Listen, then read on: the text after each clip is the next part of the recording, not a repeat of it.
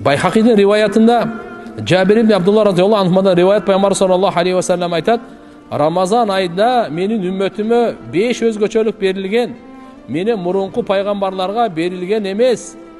Биринчисин айтып коеюн.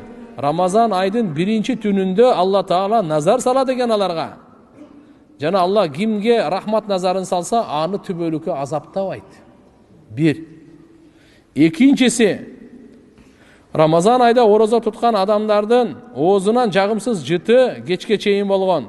Алланын алдында мисктен дагы жагымдуу ал. Үчүнчүсү, периштелер аларга күн сайын истигфар кылат, күн ар бир түнү, ар бир күнү. Төртүнчүсү, Алла субхана ва таала бейишке буйрук берет экен. Бейишке эмне деп буйрук берет Рамазанда билесизби? Мындай дейт экен. Фаякулу лаха, я'муру жаннатаху фаякул лаха. Бейишине мындай буйрук берет, мындай деп. Истаидди ва тазайяни ли ибади, аушака ястариху мин та'би дуnya ила дари ва карамати. Бейиш, даяр болгон, кооздолгон. Менин ушундай бенделериме, алар дүниөнүн азыр машаккатынан, кыйынчылыгынан, фитналарынан бошоп келет дагы, рахаттанат, ошого сен даярдангын дейт экен да. Ошого да менин алдыма келет, менин сыйыма келет, ошого даярдангын деп. Кооздонгон дейт экен. Кооздонгон дейт. Бешинчиси кайсы? Акыркы түнү болгондо бардык күнөөлөрүң кечирилет дейт.